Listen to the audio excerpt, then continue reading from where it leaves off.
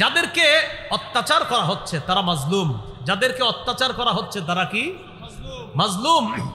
13 বছর অত্যাচার করা হয়েছে। কয় বছর? 13 বছর অত্যাচার করা হয়েছে সাহাবায়ে কেরাম। 15 বছর না, কিন্তু 13 বছর না, মানে ওখানে কোরআনে কয় বছর? 13। হ্যাঁ, 13 বছর অত্যাচার করা হয়েছে। বিআন্নাহুম যুলিমু, তারা মাজলুম। তো আল্লাহ তাআলা বলেন তাদেরকে বের করে দেওয়া হয়েছে ঘর থেকে। আল্লাযীনা উখরিজু মিন দিয়ারিহিম বিগাইরি হক, তাদেরকে অন্যায়ভাবে ঘর থেকে বের করে দেওয়া হয়েছে। তাদের অপরাধ কি? ইল্লা আইয়াকুলু রাব্বুনাল্লাহ, তাদের অপরাধ তারা বলতো আমাদের রব আল্লাহ। অপরাধ কি? রব, বাস এটাই অপরাধ ধরছে। কাফেররা বের করছে কেন? কয় কি অপরাধে বের করছেন? কয় এরা কয় রব আল্লাহ। কি কারণে সাহাবীদেরকে বের করে দিছে? তারা বলে রব আল্লাহ। তো তোমরা কি কও? আমরা বলি আল্লাহ প্রধান আর আমাদের দেবদেবীরা হলো সহযোগী। আল্লাহ প্রধান, লাত উজ্জাত মানাত এরা হলো সহযোগী, আর সাহাবীরা তারা শুধু বলে রব আল্লাহ। তো এই জন্য বের করে দিছে। তো আল্লাহ বলেন 13 বছর সহ্য করছে। উজিনা, এবার জিহাদের অনুমতি দেওয়া হয়েছে। কিসের অনুমতি দেওয়া হলো? এরপরে 40 নম্বর আয়াতে আল্লাহর অলঙ্ঘনীয় সেই মূলনীতিটা আল্লাহ বলে দিচ্ছেন, ওয়ালা ইয়ানসুরান্নাল্লাহু মাইয়ানসুরুহ, যে ব্যক্তি আল্লাহকে সাহায্য করবে, আল্লাহ দ্বীনের সহযোগী হবে, তারা সংখ্যায় যদি 313 হয় অবশ্যই আল্লাহ তাদেরকে সাহায্য করবেন। সংখ্যায় যদি কম হয় আল্লাহ তাদেরকে কি করবেন? সাহায্য করবেন। হ্যাঁ, এটা হলো আল্লাহর অলঙ্ঘনীয় বিধান। প্রিয় ভাইয়েরা, সংখ্যায় যদি কম হন, যে আল্লাহর দ্বীনের সহযোগী হন, আল্লাহর ওয়াদা আমি আল্লাহ তোমাদেরকে সাহায্য করব। তাহলে কি শিখলাম আমরা? আল্লাহর দ্বীনের সহযোগী হওয়া, এটা হলো বর্তমান পরিস্থিতিতে আমরা মুসলমানদের দ্বিতীয় কাজ। 3 নম্বর কাজ বলেন, ভাতৃপ্রেম বাড়িয়ে দেওয়া, ভাতৃত্বের সম্পর্ক বাড়ানো। কে মাযহাবি, কে লামাযহাবি, কে ওয়াহাবি, কে সুন্নি, আপাতত এই বিষয়টা বাদ দিয়ে সবাই এক হয়ে যেতে হবে। শুনেন, কিছুদিন পরে আবার না হয় আমরা শুরু করলাম যে ভাই শোনো, এবার হাত কোথায় বাঁধবা, কদিন পরে শুরু করি। কখন? আগে আমাদের ঘোড়াটা মজবুত করে নি। মজবুত করার পরে এরপরে না হয় হইলো কি, যে তুমিও মুসলমান আমিও মুসলমান, এবার আসো কি বলো, হাত কই বাঁধবেন এটা নিয়ে কথা হবে। তো চলেন এবার কথা বলি। তো আগে কি? আগে চলো আমরা ইসলামটা একটু মজবুত করে নেই, এরপরে আমরা কথা বলবো, সমস্যা নেই। তো এটা হলো আমার একটা প্রাণের দাবি, মনের দাবি। আপাতত এই ইয়াটা কিছুদিন অফ রেখে আপাতত মুসলমান সবাই ভ্রাতৃত্বের সম্পর্কটা বাড়ায়, যদি মুসলমানরা খালি আপনার কিছুদিনের জন্য এক হয়ে যায়, আর কোনো মতে যদি নির্বাচনটা হয়ে যায়, মুসলমানদের এদেশে ইসলাম ঠেকানোর সামর্থ্য কারণ নাই।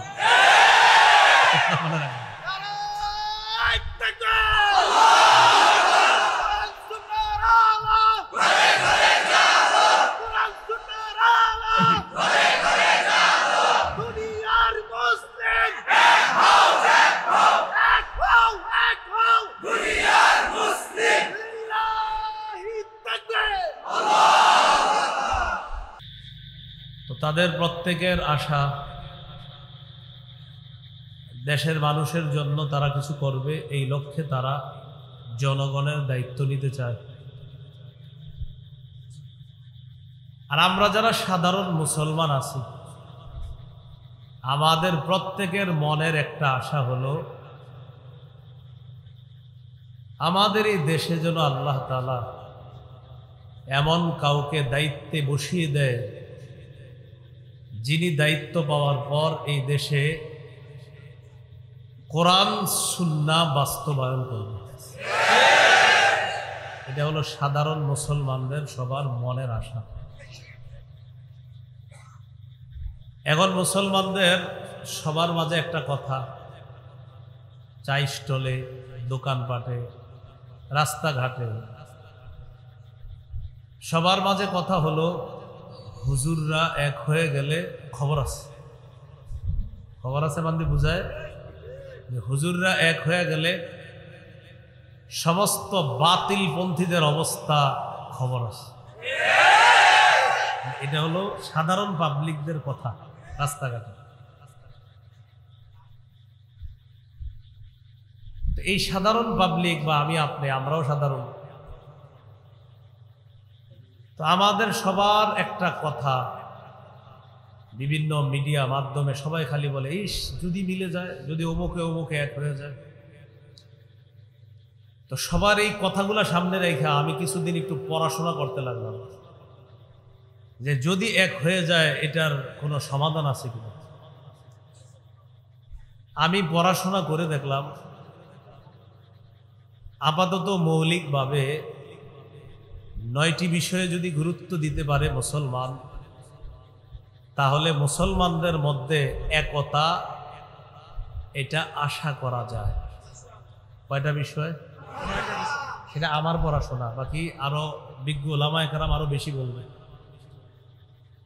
তা আমার কাছে পড়াশোনা করে মনে হলো 9টা বিষয়ে গুরুত্ব দেওয়া দরকার একতাবদ্ধভাবে যদি আমরা কিছু করতে চাই। 9টি বিষয় আমি সংক্ষেপে বলি, এরপর বিস্তারিত। 9টি বিষয় সংক্ষেপে মনে রাখেন। 1 নম্বর, প্রতিটি মুসলমান ইসলামে পরিপূর্ণভাবে অনুপ্রবেশ করতে হবে।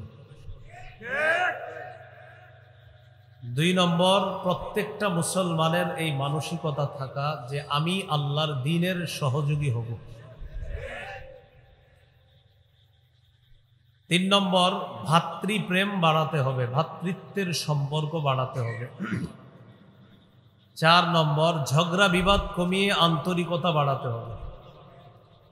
5 নম্বর, দুনিয়ার বিলাসিতা বর্জন করা। 6 নম্বর, অধিকার আদায়ের লড়াই অব্যাহত রাখা। 7 নম্বর, আল্লাহর কাছে প্রত্যেকে দোয়া করা, আল্লাহ একজন যোগ্য নেতা দরকার, এই যোগ্য নেতা আপনি বানায় দেন যার মৌলিক কাজ হবে 4টা, সেটা আমি আলোচনায় বলবো। 8 নম্বর, শুরা ব্যবস্থাকে গুরুত্ব দেওয়া। 9 নম্বর, শত্রুকে শত্রু ভাবা, তাকে বন্ধু ভাবার কোনো সুযোগ নাই, তার সাথে আপোষ করলেও শত্রু জেনে আপোষ করতে হবে। এই হলো 9টা বিষয়। এটা হলো আমার ক্ষুদ্র পড়াশোনায় একতাবদ্ধ থাকার জন্য এই 9টি বিষয়ে মুসলমান গুরুত্ব দিতে হবে। এর মধ্যে 1 নম্বর, ইসলামে পরিপূর্ণভাবে প্রবেশ করা। সূরা বাকারার 208 নম্বর আয়াতে আল্লাহ তাআলা বলেন, ইয়া আইয়ুহাল্লাযীনা আমানু দুখুলু ফিস-সিলমি কাফা। হে ঈমানদারগণ, তোমরা ইসলামে পরিপূর্ণভাবে প্রবেশ করো। সিলমুন শব্দটি সিনের উপরে জবর দিয়ে পড়া যায়, সিনের নিচে জের দিয়ে পড়া যায়। সিনের নিচে জের হলে হবে সিলমুন, অর্থ হবে ইসলাম। সিনের উপরে জবর হবে সালমুন, অর্থ হবে শান্তি। যদি হয় উদখুলু ফিস সালমি কাফা, অনুবাদ হবে তোমরা শান্তিতে পরিপূর্ণভাবে প্রবেশ করো। আর যদি হয় ফিস সিলমি কাফা, তাহলে অর্থ হবে ইসলামে পরিপূর্ণভাবে প্রবেশ করো। সাহাবায়ে কেরামের বিশাল জামাত, তাদের দাবি হলো এখানে সিলমুন পড়াটাই বেশি উত্তম, অর্থাৎ ইসলাম অর্থ নেওয়াটাই উত্তম। সুতরাং আমরা আয়াতের অর্থ নিব, হে ঈমানদারগণ, তোমরা পরিপূর্ণভাবে ইসলামে প্রবেশ করো। তাহলে আপাতত মুসলমানের 9 করণীয়র 1 নম্বর করণীয় কোথায়? পরিপূর্ণভাবে প্রবেশ করা। এখন গুরুত্বপূর্ণ কথা, ইসলামে আমি পরিপূর্ণভাবে প্রবেশ করেছি কিনা এটা জানার মৌলিক 5টা আলামত আছে। প্রথম হলো ইসলামে পরিপূর্ণভাবে প্রবেশ করা। তো মনে করেন করলাম, বলতেছি হুজুর জি জি আমি প্রবেশ করলাম। এখন আপনি ইসলামে পরিপূর্ণভাবে প্রবেশ করেছেন কিনা আপনার মধ্যে 5টা আলামত যদি দেখা যায়, তাহলে আশা করা যায় আপনি ইসলামে পরিপূর্ণভাবে প্রবেশের চেষ্টা চালাচ্ছেন। কয় আলামত? এই 5টা কিন্তু এই 9টার মধ্যে না। 9 কথার প্রথম কথা ইসলামে পরিপূর্ণ প্রবেশ করা। আর আমি পরিপূর্ণ ইসলামে প্রবেশ করলাম কিনা, ইসলাম আমার মাঝে পূর্ণাঙ্গ আছে কিনা, এটা জানার জন্য মৌলিক কয়টা লক্ষণ দেখতে হবে? বলেন আমার সাথে, আত্মসমর্পণ, ইখলাস, বিশুদ্ধ আকীদা, আখলাক, লেনদেন, এই 5টা। এক নম্বর আত্মসমর্পণ করা আল্লাহর কাছে, 2 নম্বর ইখলাসের সাথে প্রতিটি ইবাদত করা, 3 নম্বর বিশুদ্ধ আকীদা রাখা, 4 নম্বর উত্তম চরিত্রের অধিকারী হওয়া, 5 নম্বর লেনদেন স্বচ্ছ থাকা। এই 5টির মধ্যে প্রথম লক্ষণ হলো আল্লাহর কাছে আত্মসমর্পণ করা। সূরা মুমিন বা সূরা গাফিরের 66 নম্বর আয়াতে আল্লাহ তাআলা বলেন, কুল ইন্নী নুহিতু আন আ'বুদাল্লাযীনা তাদউনা মিন দুনিল্লাহ লাম্মা জাআনিয়াল বায়্যিনাতু মির রাব্বি ওয়া উমিরতু আন উসলিমা লিরাব্বিল আলামিন। আল্লাহ তাআলা নবীকে বলেন, হাবিব আপনি বলেন, ইন্নী নুহিতু আন আ'বুদাল্লাযীনা তাদউনা মিন দুনিল্লাহ, তোমরা আল্লাহ ছাড়া যাদেরকে ডাকো তাদের ইবাদত করতে আমাকে নিষেধ করা হয়েছে। তোমরা আল্লাহ ছাড়া যাদেরকে ডাকো তাদের ইবাদত করতে আমি নবীকে নিষেধ করা হয়েছে। লাম্মা জাআনিয়াল বায়্যিনাতু মির রাব্বি, আমার রবের পক্ষ থেকে যখন স্পষ্ট প্রমাণ আদি এসে গিয়েছে, তখন আমার সামনে স্পষ্ট হয়ে গেছে আমার রব তিনি সত্য, তিনি ইলাহ, তিনি খালেক, তিনি রাজ্জাক। আমাকে নিষেধ করা হয়েছে তোমরা যাদেরকে আল্লাহর পরিবর্তে ডাকো আমি তাদের যেন ইবাদত না করি, তাদের ইবাদত করতে আমাকে নিষেধ করা হয়েছে। আর আদেশ করা হয়েছে কি, ওয়া উমিরতু আন উসলিমা লিরাব্বিল আলামিন, আমাকে আদেশ করা হয়েছে আমি যেন বিশ্বজগতের রব আল্লাহর কাছে আত্মসমর্পণ করি। এটা নবীজিকে বললেন। সূরা বাকারার 131 নম্বর আয়াতে আল্লাহ তাআলা বলেন, ইয ক্বালা লাহু রাব্বুহু আসলিম ক্বালা আসলামতু লিরাব্বিল আলামিন। নবী ওই সময়কে স্মরণ করুন যখন ইব্রাহিম আলাইহিস সালাতু ওয়াস সালামকে তার রব বললেন, আসলিম, ইব্রাহিম আপনি আত্মসমর্পণ করেন। ক্বালা আসলামতু লিরাব্বিল আলামিন, ইব্রাহিম নবী জবাব দিলেন সাথে সাথে আমি বিশ্বজগতের রব আল্লাহর কাছে আত্মসমর্পণ করলাম। এবার আমার সাথে সবাই বলেন, আত্মসমর্পণকারীকে মুসলিম বলে, মুসলিমকে আত্মসমর্পণকারী বলে। ইব্রাহিম নবী বলেন আত্মসমর্পণকারী পিতা হিসাবে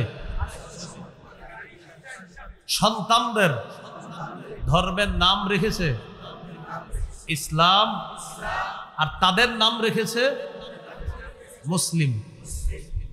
ইব্রাহিম নবী আমাদের জাতির পিতা, তিনি আত্মসমর্পণকারী। আল্লাহ বলছে আত্মসমর্পণ করেন, তিনি বললেন করলাম। সূরা হজের ৭৮ নম্বর আয়াতে আল্লাহ তাআলা বলেন, মিল্লাতা আবিকুম ইব্রাহিম হুয়া সাম্মাকুমুল মুসলিমিন, ইব্রাহিম আলাইহিস সালাতু ওয়াস সালাম তোমাদের নাম রাখছে মুসলিম, তোমরা আত্মসমর্পণকারী জাতি, এই নামে তোমাদেরকে তোমাদের পিতা ইব্রাহিম নবী অভিহিত করেছেন। তাহলে আমরা আত্মসমর্পণকারী জাতি মানি আমরা মুসলিম, আমরা মুসলিম মানি আমরা আত্মসমর্পণকারী জাতি। বলেন তো ইসলামে পরিপূর্ণ প্রবেশ করেছি কিনা এটার কয় আলামত? 1 নম্বর, আমি আত্মসমর্পণকারী মুসলিম কিনা। 2 নম্বর, ইখলাস, আমার প্রতিটা ইবাদত ইখলাসের সাথে হয় কিনা। যেমন আমি আপনাদের এখানে ওয়াজ করার জন্য আসলাম, আমার এই নিয়ত হতে হবে আমি কিছু কথা বলবো, এই কথাগুলো যেন মানুষ বুঝতে পারে, বুঝে আমল করতে পারে, এই নিয়ত হওয়া। শ্রোতাদের এই নিয়ত থাকা, আজকে মাহফিলে যে আলোচকরা আসবেন তাদের কণ্ঠস্বর যেমনই হোক না কেন, তারা যদি কোরআন হাদিসের কথা বলে এতে কণ্ঠস্বর একটু সুন্দর হোক আর একটু কম সুন্দর হোক, কোরআন হাদিস বললেই হলো, তার কণ্ঠ যেমনই হোক আল্লাহর কথা তার কণ্ঠে আসবে, আমি সেই কথা শুনব। এই নিয়ত শ্রোতারা করবে। নাসাইর বর্ণনা 3140 নম্বর হাদিস, এই হাদিসের মধ্যে আছে এক ব্যক্তি রাসূলুল্লাহ সাল্লাল্লাহু আলাইহি সাল্লামকে জিজ্ঞাসা করলেন, আরাআইতা রাজুলান গাযা ফি সাবিলিল্লাহ ইয়ালতামিসুল আজরা ওয়াজ যিকরা ফামা লাহু ইয়া রাসূলুল্লাহ। এক ব্যক্তি রাসূলুল্লাহ সাল্লাল্লাহু আলাইহি সাল্লামকে জিজ্ঞাসা করলেন, হুজুর ওই ব্যক্তির ব্যাপারে আপনার কি অভিমত যে ব্যক্তি আল্লাহর রাস্তায় জিহাদ করেছে দুই নিয়তে। কয় নিয়তে? এক নম্বর ইয়ালতামিসুল আজরা, তিনি সওয়াব কামাই করবে, আল্লাহর কাছ থেকে প্রতিদান পাবে, এই নিয়তে তিনি জিহাদ করেছে। দুই নম্বর ওয়াজ যিকরা, সারা দুনিয়ার মানুষ তাকে বড় মুজাহিদ বলবে, এই নিয়তে সে জিহাদ করেছে। ফামা লাহু ইয়া রাসূলুল্লাহ, হুজুর সে কি প্রতিদান পাবে? فقال رسول الله صلى الله عليه وسلم لا شيء له, নবীজি বললেন সে কিছুই পাবে না। আদাহা সালাসা মাররাত, প্রশ্নটি নবীজিকে তিনবার করলেন। নবীজি তিনবার বললেন লা শাইআ লাহু, লা শাইআ লাহু, লা শাইআ লা, সে কিছুই পাবে না, সে কিছুই পাবে না, সে কিছুই পাবে না। কারণ একদিক দিয়ে সে আল্লাহর কাছ থেকেও পাইতে চায়, আরেক দিক দিয়ে মানুষের সুনাম কুড়াতে চায়। সুনাম কুড়াতে চাওয়ার কারণে তার পুরো আমলটা বরবাদ, সে কিছুই পাবে না। হাদিসের শেষে নবীজি বলেন, ইন্নাল্লাহা লা ইয়াকবালু মিনাল আমালি ইল্লা মা কানা লাহু খালিসা ওয়াবতুগিয়া বিহি ওয়াজহুহু। আল্লাহ ততক্ষণ পর্যন্ত বান্দার আমল কবুল করেন না যতক্ষণ এই আমলটা ইখলাসের সাথে না হবে এবং আল্লাহকে খুশি করার জন্য না হবে, ততক্ষণ পর্যন্ত বান্দার এই আমল আল্লাহ কবুল করেন না। আল্লাহ আমাদের সকলকে প্রতিটা আমল ইখলাসের সাথে যেন করতে পারি তৌফিক দান করেন। আল্লাহ তাআলা বলেন, কুল ইন্নী উমিরতু আন আ'বুদাল্লাহা মুখলিসাল লাহুদ্দিন। সূরা জুমারের 11 নম্বর আয়াতে আল্লাহ বলেন, নবী আপনি বলেন, উমিরতু আন আ'বুদাল্লাহা মুখলিসাল লাহুদ্দিন, নবী আপনি বলেন আমাকে আদেশ করা হয়েছে আমি যেন দ্বীনকে খাঁটি করে আল্লাহর জন্য ইবাদত করি, অর্থাৎ আমি ইখলাসের সাথে যেন প্রতিটা ইবাদত করি, এই ব্যাপারে আমাকে আদেশ করা হয়েছে। আচ্ছা, আমরা পরিপূর্ণ ইসলামে প্রবেশ করেছি কিনা? কয় আলামত? 1 নম্বর আত্মসমর্পণ, 2 নম্বর ইখলাস, 3 নম্বর বিশুদ্ধ আকীদা। বলেন আমার সাথে, আকীদায় শিরিক থাকা যাবে না, বেদাত থাকা যাবে না। এখন দেখতে হবে আমার আকীদায় শিরিক আছে কিনা, বেদাত আছে কিনা। যদি শিরিক বেদাত থাকে আর যদি বলেন ইসলাম কায়েম করবো, ইসলাম কায়েম করবো, হবে না। আকীদায় শিরিক বেদাত থাকলে সর্বনাশ। শিরিক যদি থাকে তা আপনার তো সব বরবাদ, জান্নাত হারাম, জাহান্নাম আপনার ঠিকানা। সূরা নিসার 48 নম্বর আয়াতে আল্লাহ তাআলা বলেন, ইন্নাহু মান ইউশরিক বিল্লাহ ফাকাদ হারামাল্লাহু আলাইহিল জান্নাহ ওয়া মাওয়াহুন নার। যে ব্যক্তি আল্লাহর সাথে শিরক করে, ফাকাদ হারামাল্লাহু আলাইহিল জান্নাহ, আল্লাহ তার জন্য জান্নাত হারাম করে দেয়, ওয়া মাওয়াহুন নার, তার ঠিকানা জাহান্নাম। তিরমিজির এক বর্ণনা, রাসূলুল্লাহ সাল্লাল্লাহু আলাইহি সাল্লাম বলেন, আতানি আতিম মির রাব্বি, আল্লাহর কাছ থেকে একজন ফেরেশতা আমার কাছে আসছে, ফাখাইয়ারানি বাইনা আন ইউদখিলা নিসফা উম্মতি আল জান্নাহ ওয়া বাইনা আশ-শাফাআহ। আমার কাছে এক ফেরেশতা এসে বলে, ইয়া রাসূলুল্লাহ, আপনার কাছে 2টা বিষয় নিয়ে আসছি, 2টার যে কোনো একটা আপনি গ্রহণ করতে পারেন। 1 নম্বর, আপনি চাইলে আপনার উম্মতের অর্ধেক জান্নাতে নিয়ে যেতে পারবেন। 2, আপনি চাইলে উম্মতের জন্য সুপারিশ করতে পারবেন, তবে আপনি 2টা নিতে পারবেন না, 2টার যে কোনো একটা গ্রহণ করতে হবে। কেন, আপনি কি অর্ধেক উম্মত জান্নাতে নিবেন না সুপারিশ গ্রহণ করবেন? আপনি জানায় দেন। ফাকালা রাসূলুল্লাহ সাল্লাল্লাহু আলাইহি ওয়াসাল্লাম ইখতারতু আশ-শাফাআহ। রাসূলুল্লাহ সাল্লাল্লাহু আলাইহি সাল্লাম বললেন, আমার অর্ধেক উম্মত জান্নাতে গেলে বাকিদের কি অবস্থা হবে? তাই আমি বুদ্ধি করে সুপারিশটাই গ্রহণ করলাম। আমি ততক্ষণ সুপারিশ করতেই থাকবো যতক্ষণ আমার উম্মতকে জান্নাতে নিতে পারবে। তবে সবাই বলেন, তবে সুপারিশ শুধু তাদের জন্য হবে যারা শিরিক করবে না। শিরিক যারা করবে না এই সুপারিশ তাদের জন্য হবে। রাসূল সাল্লাল্লাহু আলাইহি সাল্লাম বলেছেন, ওয়াহিয়া লিমান লা ইউশরিকু বিল্লাহি শাইআ, এই সুপারিশ তাদের জন্য হবে যারা শিরিক করবে না। তাহলে আকীদা বিশুদ্ধ হওয়া, আকীদায় শিরিক রাখা যাবে না, বেদাত রাখা যাবে না। শিরিক মুক্ত আকীদা নিয়ে যেন কবরে যেতে পারি, আল্লাহ তৌফিক দান করেন। সহিহ বুখারীর বর্ণনা 6861 নম্বর হাদিস। এই হাদিসের বর্ণনাকারী আব্দুল্লাহ ইবনে মাসউদ রাদিয়াল্লাহু তাআলা তিনি বলেন, قال رجل يا رسول الله أي الذنب أكبر عند الله। এক ব্যক্তি রাসূলুল্লাহ সাল্লাল্লাহু আলাইহি সাল্লামের কাছে জানতে চাইলেন, হুজুর আল্লাহর কাছে সবচেয়ে বড় পাপ কোনটি? فقال رسول الله صلى الله عليه وسلم أن تدعو لله ندا وهو خلقك। আল্লাহ তোমাকে সৃষ্টি করেছেন, এই আল্লাহর সাথে অন্য কাউকে সমকক্ষ হিসাবে ডাকা, এটা হলো সবচেয়ে বড় পাপ। قال ثم أي يا رسول الله। প্রশ্ন করলেন এরপর সবচেয়ে বড় পাপ কোনটি? فقال رسول الله صلى الله عليه وسلم أن تقتل ولدك مخافة أن يطعم معك। এরপর সবচেয়ে বড় অপরাধ তুমি তোমার সন্তানকে এই ভয়ে হত্যা করা যে সন্তান তোমার খাদ্যে অংশগ্রহণ করবে, এই ভয়ে সন্তানকে হত্যা করা। সন্তান প্লেটে খাবে এই ভয়ে সন্তানকে হত্যা করা। এরকম হত্যাকাণ্ড এই এলাকায় ঘটে না, কিন্তু পৃথিবীতে ঘটে। এলাকা না ঘটলেও কোথায় ঘটে বলেন? পৃথিবীতে। কিভাবে ঘটে? এক সন্তান নেওয়ার পর 10 বছর আর সন্তান হয় না, 5 বছর সন্তান হয় না। কেন? কয় কে খাওয়াবে। তো এই জাতীয় মানসিকতা তো এইদিকে নাই, আমি ভাবছি নাই। তো এই যে এক সন্তান হয়, হওয়ার পরে আবার লম্বা সময় 5 বছর 7 বছর সন্তান হয় না। কেন হয় না? কে খাওয়াবে? আল্লাহ তাআলা বলেন, ওয়ালা তাকতুলু আওলাদাকুম খাশিয়াতা ইমলাক। সূরা বনী ইসরাঈলের 32 নম্বর আয়াত আল্লাহ তাআলা বলেন, ওয়ালা তাকতুলু আওলাদাকুম খাশিয়াতা ইমলাক। সূরা বনী ইসরাঈলের 33, 34 এই আয়াতগুলা, 32, 33, 34 আয়াতগুলাতে অনেকগুলা নিষেধাজ্ঞা আছে। এর মধ্যে একটা, লা তাকতুলু আওলাদাকুম খাশিয়াতা ইমলাক, দারিদ্রতার ভয়ে তোমাদের সন্তানকে তোমরা হত্যা করো না। এখন বলেন এই যে অনেক মানুষ আর সন্তান নেয় না কেন? কই কে খাওয়াবে। আল্লাহ তাআলা বলেন, নাহনু নারযুকুকুম ওয়া ইয়্যাহুম। আর 7 পারায় বলছে, নাহনু নারযুকুকুম ওয়া ইয়্যাহুম, তোমাদেরকেও আমি খাওয়াই তাদেরকেও আমি খাওয়াই। বলেন বাপরে কে খাওয়ায়? সন্তানকে কে খাওয়াবে?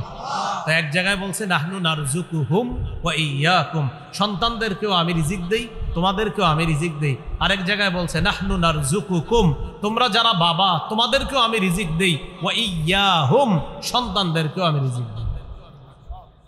ক্বালা সুম্মা আইয়ুন ইয়া রাসূলুল্লাহ। হুজুর এরপর সবচেয়ে বড় পাপ কোনটি? ক্বালা আন তুজানি হালিলাতা জারিকা, তুমি তোমার প্রতিবেশীর স্ত্রীর সাথে ব্যভিচার করা। এরপর সবচেয়ে বড় পাপ প্রতিবেশীর স্ত্রীর সাথে ব্যভিচার করা। প্রতিবেশীর স্ত্রী এলাকায় আমানত, তার দিকে খারাপ দৃষ্টি না দেওয়া প্রতিটা মুসলমান যুবক, ছোট বড় সবার দায়িত্ব কর্তব্য। এই এলাকার একটা অন্যের স্ত্রী, তার দিকে যেন কেউ খারাপ দৃষ্টি না দেয়, এটা ছিল এলাকাবাসীর দায়িত্ব কর্তব্য। কিন্তু স্বামীর অনুপস্থিতিতে ছলে বলে কৌশলে ফুসলি একটা নারীর সাথে আপনি অপকর্মে লিপ্ত হলেন, আর সে যদি প্রতিবেশী হয়, রাসূলুল্লাহ সাল্লাল্লাহু আলাইহি সাল্লাম বলেন, কিয়ামতের ময়দানে দাগি দাগি অপরাধীদের মধ্যে তাকেও দাঁড় করানো হবে। নাউজুবিল্লাহ। তো এর মধ্যে 1 নাম্বার শিরিক করা, মুশরিক সবচেয়ে বড় দাগি, প্রধান আসামি হিসাবে দাঁড় করানো হবে কিয়ামতের মাঠে। আল্লাহ শিরকি কথা, কর্ম, আকীদা থেকে আমাদেরকে হেফাজত করেন। তাহলে আমরা শিরিক করব না, শিরকি কথা বলবো না, শিরকি আকীদা রাখবো না। এরপরে আরেকটা হলো বেদাত। কি বলেন তো? বেদাত। এখন আবার বেদাত কিভাবে করে মানুষ, মানে করে বেদাত। ইমাম সাহেব যখন বলে ভাই এটা বেদাত, তখন ইমাম সাহেবকে বলে, হুজুর করলে তো মজা লাগে, একটা হিট আসে মনের মধ্যে, এটা করলে কি আসে? করে বেদাত। কিন্তু হুজুর যখন বলে, খতিব সাহেব বুঝায় ভাই এটা বেদাত, হুজুর এটা করলে তো একটা হিট আসে। কয় কেমন হিট আসে? কয়টা করলে একটা আবেগ কাজ করে, শরীরে একটা হিট আসে, একটা মায়া আসে, একটা মহব্বত আসে, এরপর চোখের পানি আসে, করে বেদাত। তো এই যাদের চোখের পানি এসে যায় বেদাতগিরি করার পরেও, তারা একটা বর্ণনা শোনেন। ইমাম মালিক রহমতুল্লাহি আলাইহি বলেন, মান ইবতাদা ফিল ইসলামি বিদআতান ইয়ারাহা হাসানা ফাকাদ জাআমা আন্না মুহাম্মাদান খানার রিসালা। যে ব্যক্তি বেদাতি কর্মকাণ্ড করে আর এটাকে যদি সে উত্তম মনে করে, ভালো মনে করে, কোন ব্যক্তি একটা বেদাতি কাজ করলো আর এটাকে যদি সে ভালো মনে করে, সে কেমন যেন আল্লাহ রসুলের দায়িত্ব পালনের উপরে সে অভিযোগ তুলে বলতে চায় যে নবী মুহাম্মদ সাল্লাল্লাহু আলাইহি সাল্লাম তার নবুয়তের দায়িত্ব পালনে ত্রুটি করে রেখেছে। এই জন্য উনি আসছে এটারে পূর্ণ করতে। কেউ যদি বেদাতকে মনে করে আমি একটা ভালো কাজ করছি, ইমাম মালিক বলেন সে কেমন যেন এই দাবি করতে চায় যে মুহাম্মদ সাল্লাল্লাহু আলাইহি সাল্লাম তার দায়িত্ব পরিপূর্ণ করে রেখে যেতে পারে নাই, তাই হযরতে আসছে এটা নতুন করে পরিপূর্ণ করতে। এই কথা বইলা লাখ লাখ মানুষের সামনে বলে কি বলেন ঠিক কিনা, তো জনগণ কয় হ্যাঁ ঠিক। মানে এই জাতীয় বেদাতি সাপ্লাই দেয় মাইকে বৈশা, আর জনগণকে বলে কি বলেন ঠিক কিনা, তো সবাই কয় ঠিক। কয় বেদাতি কথা। আর বলে কি কয় ওমকরা বলে এটার নাকি দলিল লাগে, তো সবাই সামনে যারা এদেরকে বলে বলেন এসবের কি দলিল লাগে, তো সামনে যারা থাকে হেরাও কয় না, তো উনি আবার বলে ঠিক কিনা, তো সবাই কয় ঠিক। বেদাত কথা বলে, বেদাত কাজ করে, আর দেখবেন আমাদের মতো কারো কারো নাম নিয়ে গালিও দিয়ে হতে পারে, দিতে পারে। তো এরকম দিয়ে বলে কি বলেন এগুলাতে কি দলিল লাগে, ওমকে খালি দলিল দেয়, এগুলাতে কি দলিল লাগে। এটা বইলা সে বেদাত সাপ্লাই দেয় আর বুঝাইতে চায় যে এই বেদাতটা এটা কোনো সমস্যা না। ইমাম মালিক বলেন তুমি আল্লাহ রসুলের দায়িত্বের উপরে তুমি অভিযোগ তুললা যারা এই জাতীয় বেদাতগিরি করে। আল্লাহ আমাদেরকে হেফাজত করে। বেদাতি কর্মকাণ্ডের ব্যাপারে রাসূলুল্লাহ সাল্লাল্লাহু আলাইহি সাল্লাম হাদিস থেকে আমাদেরকে বেদাত শিখিয়ে দেয়। সহিহ বুখারীর 2697 নম্বর হাদিস। হাদিসের বর্ণনাকারী আম্মাজান আয়েশা সিদ্দিকা রাদিয়াল্লাহু তাআলা আনহা। রাসূলুল্লাহ সাল্লাল্লাহু আলাইহি ওয়াসাল্লাম বলেন মান আহদাসা ফি আমরিনা হাদা মা লাইসা ফিহি ফাহুয়া রাদ্দুন। সবাই আমার সাথে, আমাদের শরীয়তের মধ্যে ইবাদতের নামে সওয়াবের আশায় নতুন কোনো কিছু আবিষ্কার করে এটা বেদাত, এটা প্রত্যাখ্যান করা হবে। তাহলে ইবাদতের নামে সওয়াবের আশায় নতুন কিছু আবিষ্কার করার নাম কি? বেদাত। কি করা হবে? প্রত্যাখ্যান করা হবে, সদা সর্বদা এটা পরিত্যাজ্য। সহিহ বুখারীর বর্ণনা 6583 নম্বর হাদিস, 6584। এই দুই হাদিস মিলিয়ে রাসূল সাল্লাল্লাহু আলাইহি সাল্লাম বলেন আনা ফারাতুকুম আলাল হাউজ। কিয়ামতের ময়দানে আমি তোমাদের আগে আগে হাউজে কাউসারের পাড়ে চলে যাব। মান মাররা আলাইয়া শারিবা ওয়া মান শারিবা লাম ইয়াজমা আবাদা। নবীজি সাল্লাল্লাহু আলাইহি সাল্লাম বলেন যে ব্যক্তি আমার সামনে দিয়ে অতিক্রম করবে সে কাউসারের পানি পান করবে, আর যে পানি পান করবে সে আর কখনো পিপাসার্ত হবে না।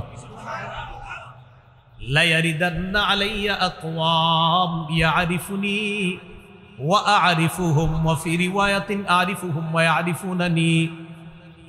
নবী বলেন আমার সামনে একদল মানুষ আসবে, তাদেরকে আমি চিনব, তারাও আমাকে চিনবে। নিয়ম অনুযায়ী আমি তাদেরকে পানি পান করাবো। হঠাৎ আমি তাকায় দেখবো ইউহালু বাইনি ওয়া বাইনাহুম, আমার মাঝে আর তাদের মাঝে প্রতিবন্ধকতা সৃষ্টি করা হয়। আকুলু ইয়া রাব্বি ইন্নাহুম মিন্নি, আমি বলবো আল্লাহ তারা তো আমার উম্মত। আল্লাহর পক্ষ থেকে বলা হবে ইন্নাকা লা তাদরি মা আহদাসু বা'দাক। হাবিব আপনি জানেন না, আপনি দুনিয়া থেকে চলে আসার পর এরা ইসলামের মধ্যে নতুন নতুন কত কিছু আবিষ্কার করছে, এটা আপনি জানেন না। আজকে আপনি এদেরকে কাউসারের পানি পান করাতে পারেন না।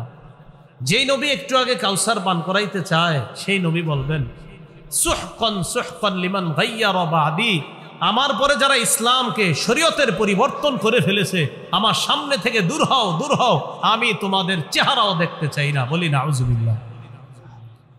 এবার আমার সাথে বলেন যে বেদাত করে, যে কোনো বেদাতিকে আশ্রয় দেয়, উভয়ের উপর আল্লাহর অভিশাপ, ফেরেশতাদের অভিশাপ, সকল মানুষের অভিশাপ। অনেক মানুষ কি করে, নিজে বেদাতি কর্মকাণ্ড করে, অথবা অন্য কোনো বেদাতির জন্য 2 কাঠা জমিন দিয়ে দেয়, 3 কাঠা জমিন দিয়ে দেয়। হুজুর আপনি এই জায়গায় একটা খানকা বানান, খানকা বানানোর পর যত বেদাত আছে সাপ্লাই করবেন। তো উনি মাশাআল্লাহ একটা বেদাতের আখড়া বানায় লাল টাল কিছু কাপড় টাপড় লাগাবে। আর বেদাতের প্রথম শর্ত হলো এই জাতীয় কিছু লাল টাল ঝিকমিক ইত্যাদি লাগাইতে হবে। তো এইগুলা লাগানো মানে লাল দেখলেই একদল অনুসারী আর এরা বুঝে হ্যাঁ হ্যাঁ এনে আমগো লোক কয়, এরকম কি বলে কয় এনে আমগো লোক, মানে বুঝায় এনে যে আছে হ্যাঁ হলো আমাদের লোক মানে ওইটা বুঝায় আর কি। তো এরকম একটা কিছু করে। এখন দেখবেন আমার এই কথা শুনে অনেকে বলবে মনে হয় আমাদেরকে বলছে, তো আপনারা করলে আপনাদের কিন্তু বলছি। মানে মনে মনে বলবে কি এটা মনে হয় আমারে বলছে, তো আপনি বেদাতগিরি করলে তো আপনারই বলছে। এক আজীব মস্তিষ্ক স্বভাব, বুঝছেন? মানে দেখবেন চায়ের দোকানে গিয়ে দেখেন বলতেছে হুজুর এটা নিশ্চিত আমারে কইছে। জি ভাই বেদাতগিরি আপনি করলে আপনারই বলছি।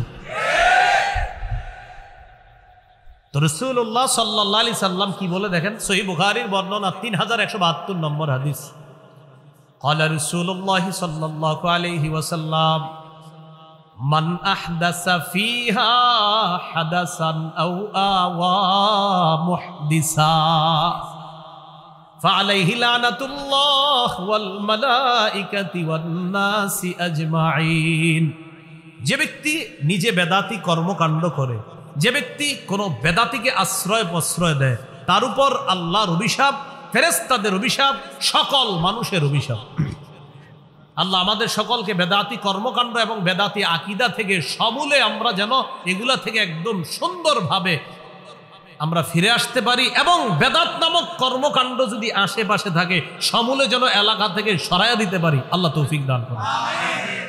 এবার একটা কথা শুনেন, বলেন আমার সাথে কোন এলাকায় একটা বেদাত প্রতিষ্ঠিত হয়ে গেলে তাদের উপর আল্লাহ রাগ করে একটা সুন্নত উঠে আনে, তওবা করা ছাড়া সেই জাতিকে কিয়ামতের আগে সেই সুন্নত আল্লাহ আর ফিরিয়ে দেন না। একটা বেদাত এলাকায় প্রতিষ্ঠিত হয়েছে আপনাদের চোখের সামনে, আর আপনারা খালি বলছেন থাক থাক, বেদাত হয়েছে আর বলছেন থাক। এই থাক থাক করতে করতে প্রথমে সালাবুরা ছিল, একা ছিল, একা থাকার পরে এরপরে তার অনুসারী বাড়ছে। আর এটাই কিন্তু নিয়ম। দেখবেন কিছু মানুষ যখন প্রথম বেদাতের আর সূচনাটা এইভাবে হয়, হঠাৎ দেখবেন এক জায়গায় একজন তার গায়ে পোশাক আদি ইত্যাদি কম, তো 2-4 জন পাশে বৈশা থাকে।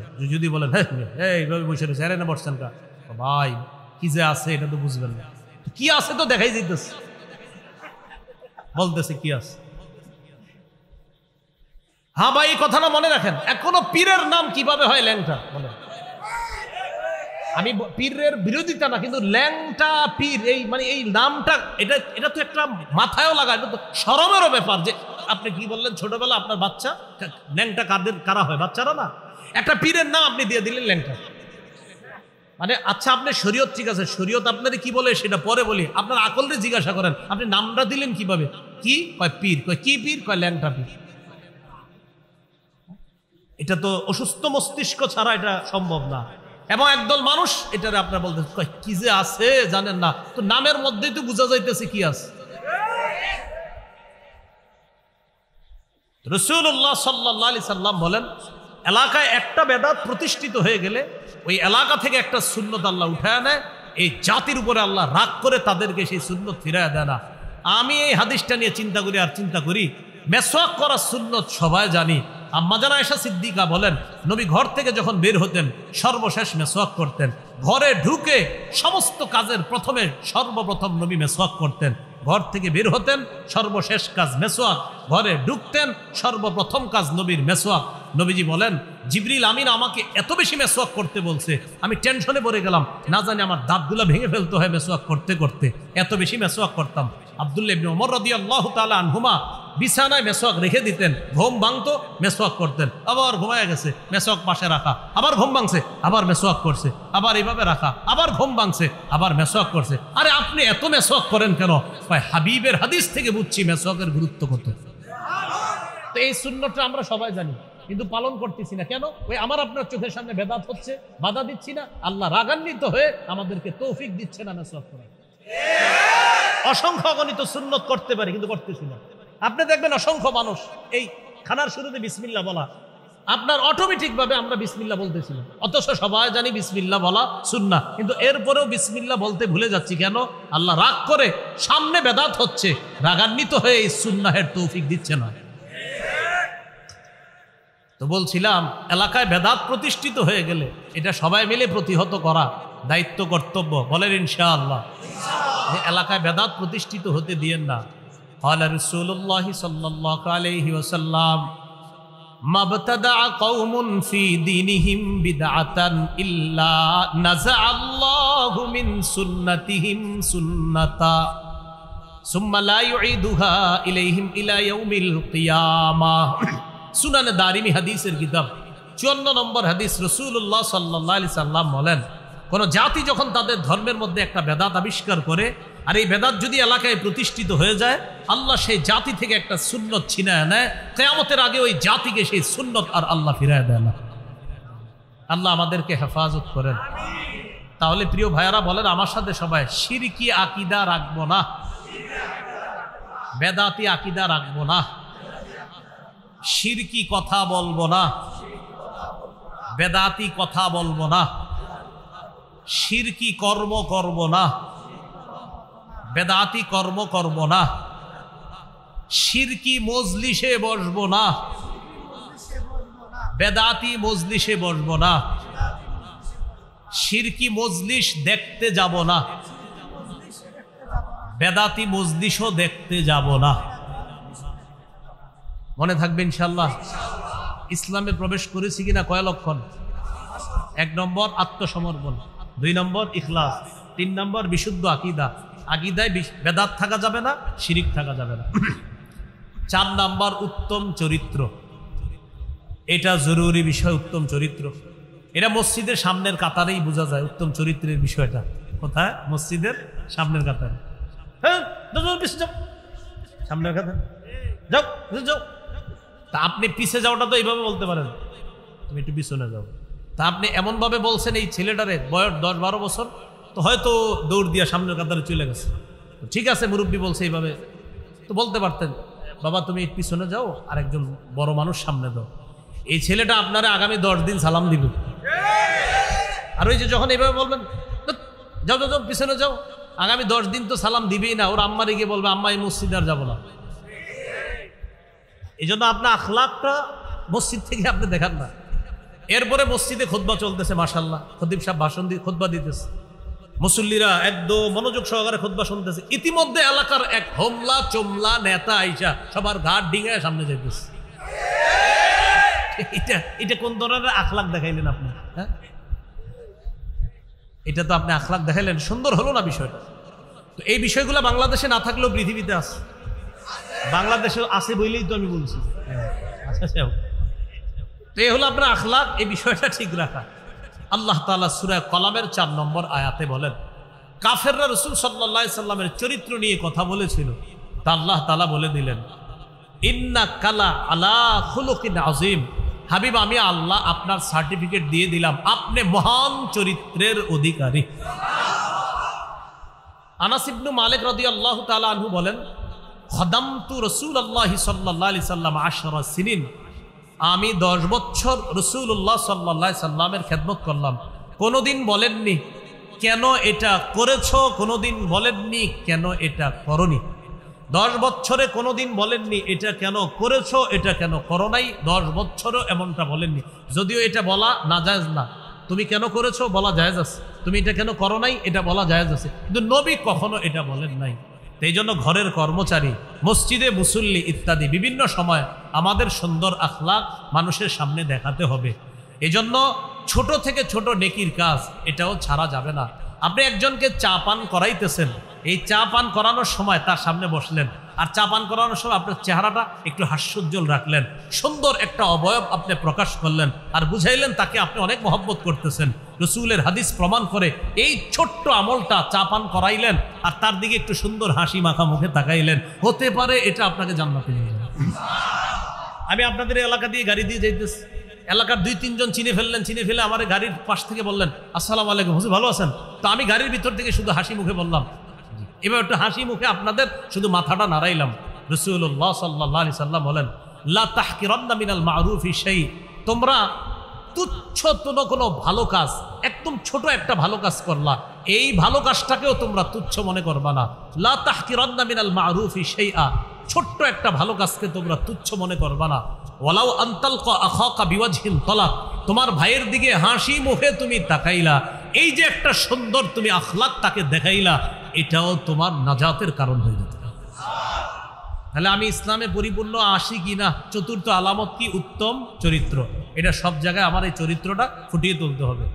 অনেক ভাই আছে বাহিরে আসলে বন্ধুদের সাথে তার চরিত্র বড় চমৎকার, আমাদের সাথে দেখা সাক্ষাতেও চরিত্র চমৎকার, আমাদের সামনেও তিনি অনেক ভালো মানুষ, মসজিদেও তিনি একজন ভালো মুসল্লি। এই লোকটা আবার ঘরে গিয়ে তার স্ত্রীর সাথে এমন বদ আচরণ করে যেটা একদম সম্পূর্ণ উল্টা। রাসূলুল্লাহ সাল্লাল্লাহু আলাইহি সাল্লাম বলেন, তোমাদের মধ্যে সবচেয়ে উত্তম চরিত্রের অধিকারী ওই ব্যক্তি যে তার স্ত্রীর কাছে সবচাইতে উত্তম চরিত্রের অধিকারী। তার স্ত্রীর কাছে যদি শ্রেষ্ঠ চরিত্রের অধিকারী হয়, ওই ব্যক্তি শ্রেষ্ঠ চরিত্রের অধিকারী। শোনো, আমি নবী মুহাম্মদ সাল্লাল্লাহু আলাইহি সাল্লাম আমার বিবিদের কাছে সবচাইতে শ্রেষ্ঠ চরিত্রের অধিকারী। এটা নবী বলেন। এগুলো 4 নম্বর। 5 নম্বর বলেন লেনদেনে স্বচ্ছ থাকা।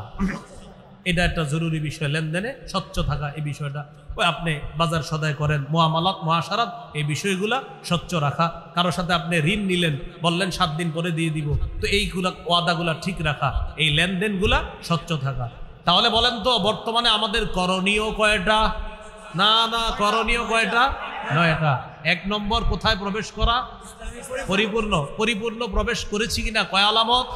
5 আলামত। আল্লাহ আমাদের সকলকে এই 5টি আলামত গ্রহণ করে ইসলামে পরিপূর্ণভাবে প্রবেশ করার তৌফিক দান করেন। 2 নম্বর মনে আছে কারো? না, 2 নম্বর করণীয় আল্লাহর দ্বীনের সহযোগী হওয়া। আল্লাহর দ্বীনের ওই 9 কাজের দ্বিতীয় কাজ আল্লাহর দ্বীনের সহযোগী হওয়া।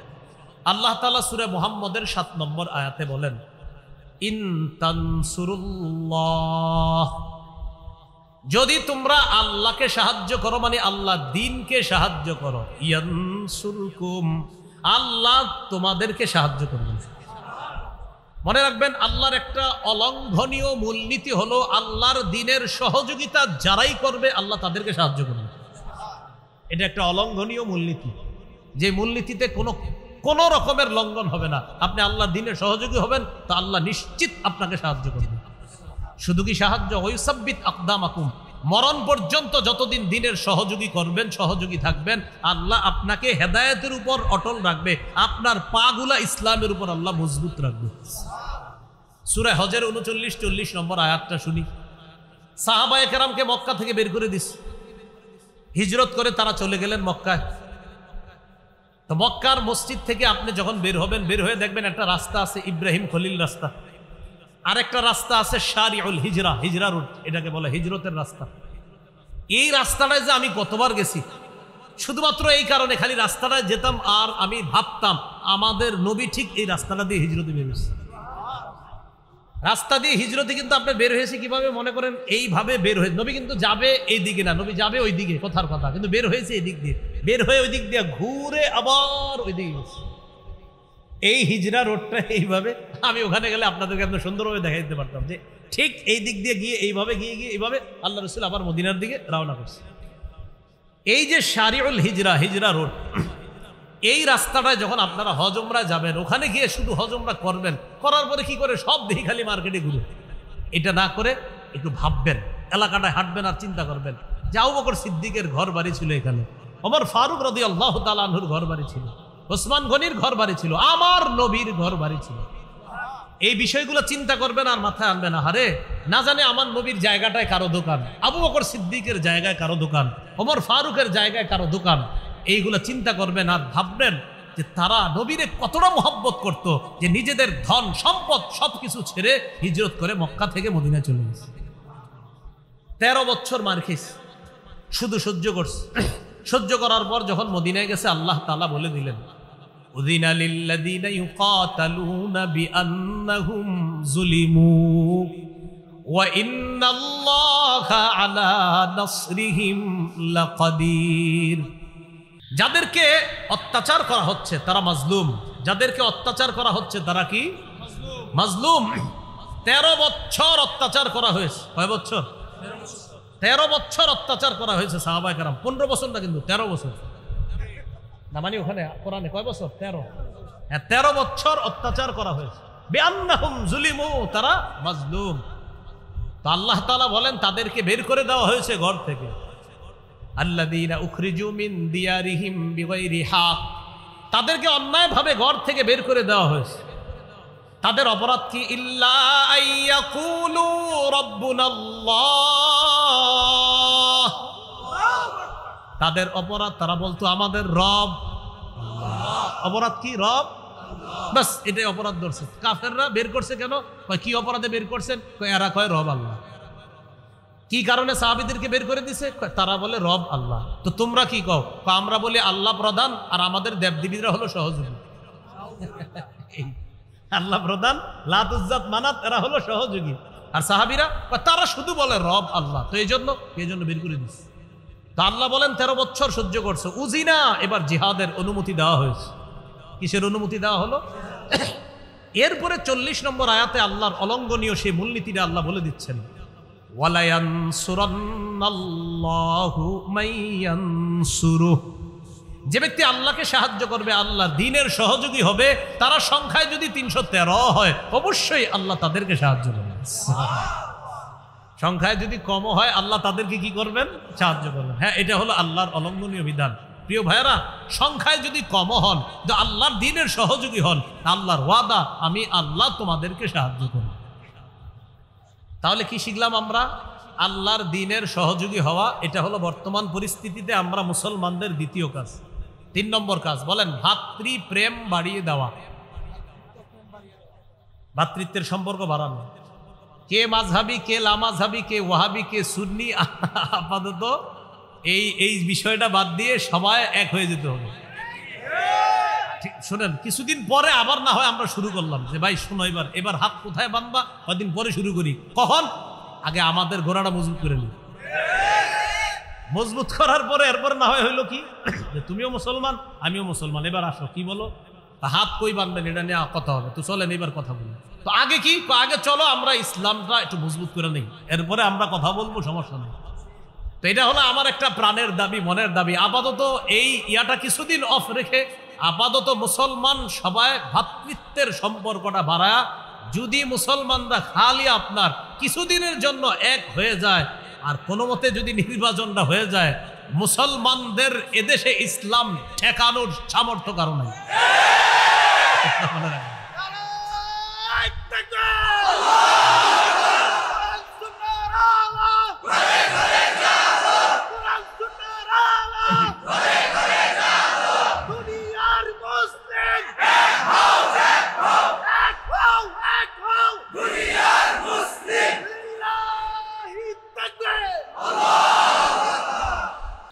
এখন আমরা এই এক হওয়াটা, এটা কিন্তু কুফরি শক্তিরা চায় না। আমাদের এক হওয়াটা কারা চায় না? কুফরি শক্তিরা চায় না।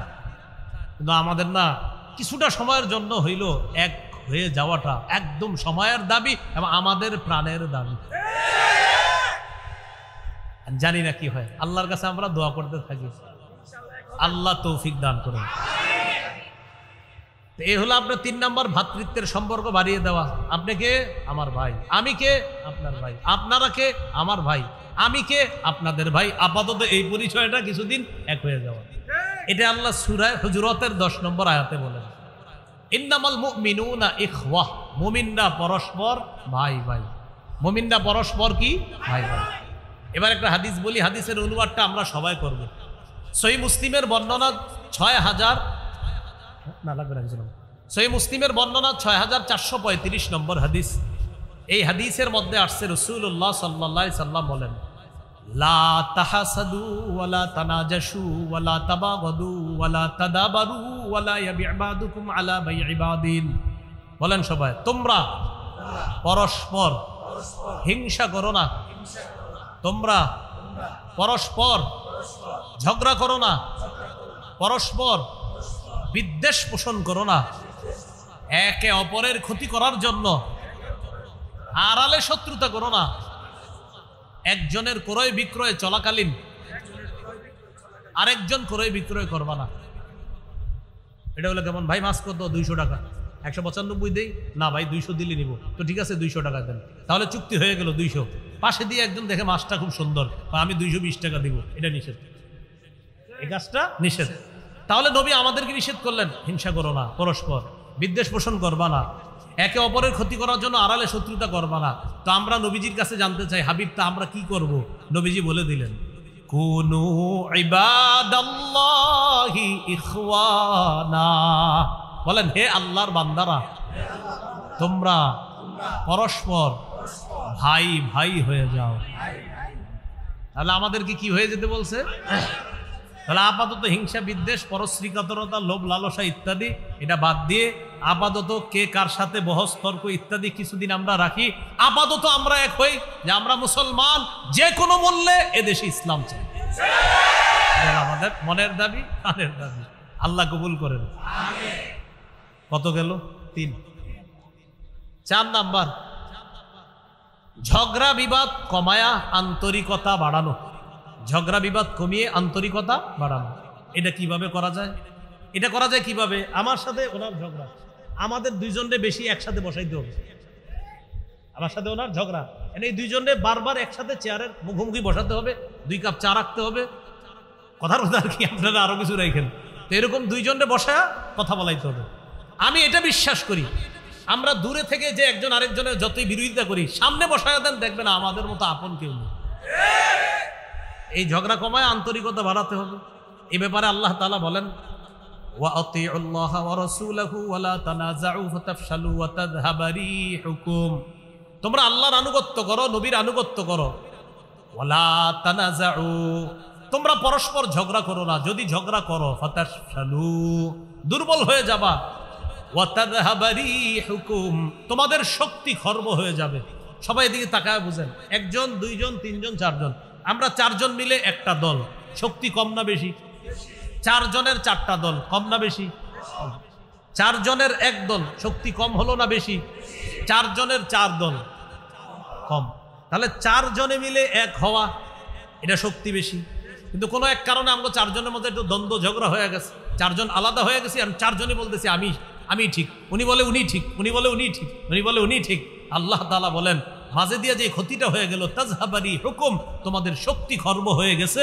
এই শক্তি দুর্বল হয়ে যাওয়ার কারণে তোমরা কিন্তু বিপদে পড়বা। এই গেল আপনার 4 নাম্বার। 5 নাম্বার, দুনিয়ার বিলাসিতায় মজে যাওয়া যাবে না। যুবক ভাইয়ারা, দুনিয়ার বিলাসিতা বর্জন করা। তিরমিজির বর্ণনা, রাসূলুল্লাহ সাল্লাল্লাহু আলাইহি সাল্লাম বলেন, লাউ কানাতিদ দুনিয়া তা'দিলু ইনদাল্লাহি জানাহা বাউদা লামা সাকা কাফিরাম মিনহা শারবাতা মা। রাসূলুল্লাহ সাল্লাল্লাহু আলাইহি সাল্লাম বলেন, দুনিয়ার মূল্য যদি আল্লাহর কাছে মাছির ডানা পরিমাণ হতো, মশার ডানা পরিমাণ হতো, তাহলে একজন কাফেরকে আল্লাহ 1 ঢোক পানি পান করতে দিতেন না। এজন্য দুনিয়ায় মজে যাওয়া যাবে না। 6 নাম্বার, গুরুত্বপূর্ণ কথা, বলেন আমার সাথে সবাই, অধিকার আদায়ের লড়াই অব্যাহত রাখা।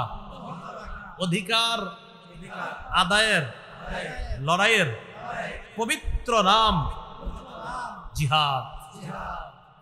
অধিকার আদায়ের লড়াইয়ের পবিত্র নাম কি? এই মানসিকতা সবার রাখতে হবে। জিহাদের নিয়ত আছে সবার? আর কার আছে? জিহাদ কাকে বলে? সন্ত্রাসী কর্মকাণ্ড নির্মূল করার শ্রেষ্ঠ কোনো মেডিসিন যদি প্রয়োগ করতে চান তো জিহাদ প্রয়োগ করতে হবে। আবু জাহেল মার্কা সন্ত্রাসী যারা আছে, এই আবু জাহেল মার্কা সন্ত্রাস, উতবা সাইবা ওয়ালিদ ইবনে মুগীরা, নমরুদ হামান কারুন মার্কা সন্ত্রাসীদেরকে দুনিয়া থেকে মূলোৎপাটন করার একমাত্র শ্রেষ্ঠ উপায় জিহাদ। তাহলে জিহাদ আর সন্ত্রাস এক না আলাদা? বলেন, জিহাদ আর সন্ত্রাস এক না আলাদা? বলেন সবাই, সন্ত্রাসী কর্মকাণ্ড নির্মূল করার শ্রেষ্ঠ একটা পবিত্র পদ্ধতি জিহাদ। তাহলে আমরা এটা প্রত্যেককে, এই আজকে ওয়াজে শুনছেন এমন না, এখানে অনেকে আছেন, এই বিষয়টা পার্সোনালি প্রত্যেকে বলবেন যে ভাই শোনো, সন্ত্রাস আর জিহাদ এক না। সন্ত্রাস অপবিত্র, জিহাদ পবিত্র। সন্ত্রাস অপবিত্র, জিহাদ পবিত্র। এটা ঘরে ঘরে আপনার পৌঁছাইতে হবে। চা দোকানের সামনে আরেক মুসলমানরা আপনি বলতে হবে, ভাইয়া সন্ত্রাস অপবিত্র, জিহাদ পবিত্র। আবু জাহেল সন্ত্রাসী, হামান সন্ত্রাসী, কারুন ফেরাউন নমরুদ সন্ত্রাসী, ইব্রাহিম নবী মুজাহিদ, মোহাম্মদ সাল্লাল্লাহু আলাইহি সাল্লাম মুজাহিদ। এইভাবে আমরা মানুষকে বুঝাতে হবে। বলেন ইনশাআল্লাহ। ক্বালা রাসূলুল্লাহ সাল্লাল্লাহু আলাইহি ওয়াসাল্লাম আলাইকুম বিল জিহাদি ফি সাবিলিল্লাহ ফাইন্নাহু বাবুম মিন আবওয়াবিল জান্নাহ। রাসূলুল্লাহ সাল্লাল্লাহু আলাইহি সাল্লাম বলেন, তোমরা আল্লাহর রাস্তায় লড়াই, জিহাদ অব্যাহত রাখো। জিহাদ জান্নাতের দরজাসমূহের একটা দরজা, এটা হলো জিহাদ। এটার নাম কি বলেন তো? জিহাদ। তাকান আমার দিকে, সবাই তাকান। আমি পানি পান করার জন্য আমরা দেখেন। বিসমিল্লাহ কয়বার? বিসমিল্লাহ কয়বার? দুইবার। এবার হাদিস শুনেন। قال رسول الله صلى الله عليه وسلم من قاتل في سبيل الله فوق ناقة وجبت له الجنة। কেউ যদি ওটের দুধ পান করে, এই ওটের দুধ দুইবার পান করে, ওটের দুধ দুইবার পান করতে, দুই ঢোক পান করতে যতটুকু সময়ের প্রয়োজন, এতটুকু যদি কেউ আল্লাহর রাস্তায় জিহাদ করে, তার জন্য জান্নাত ওয়াজিব হয়ে যায়। এই জন্য দেখাইলাম যে দুইবার দুধ পান করতে তো বেশি সময় লাগে না, এতটুকু পরিমাণও যদি কেউ আল্লাহর রাস্তায় লড়াই করে, তার জন্য জান্নাত ওয়াজিব হয়ে যায়। তাহলে অধিকার আদায়ের লড়াই, এটা কি বলেন তো? জিহাদ। এটা অব্যাহত রাখতে হবে। এটা হলো কয় নাম্বার? 6। 7 নাম্বার, যোগ্য নেতৃত্ব আল্লাহর কাছে চেয়ে নেওয়া।